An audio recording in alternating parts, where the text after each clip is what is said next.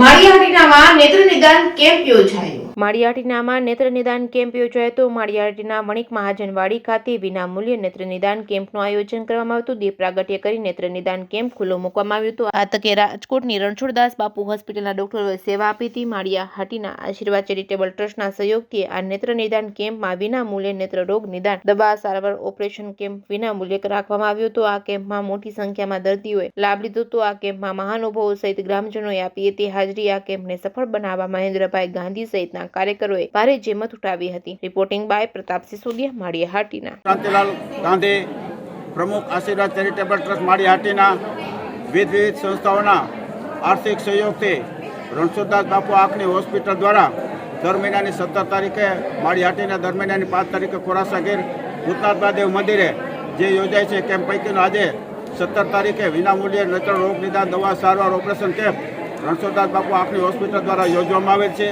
આ કેમ્પમાં વિશાળ સંખ્યામાં દર વખતે હાજર રહે છે. નેત્ર રોગ નિદાન, દવા, સારવાર, ઓપરેશન કેમ્પમાં અત્યાર સુધીમાં 19,000થી ઉપર ઓપરેશનો થયા છે. એક પણ ઓપરેશન ફેલ નથી થયું.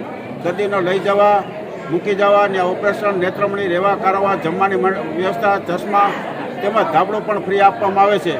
આમ અમારે એક નેમ છે કે માળિયા તાલુકો મોતિયા વગરનો થવો જોઈએ અને એના નેમ નીચે આજે આ ખૂબ સફળ કેમ્પ થાય છે.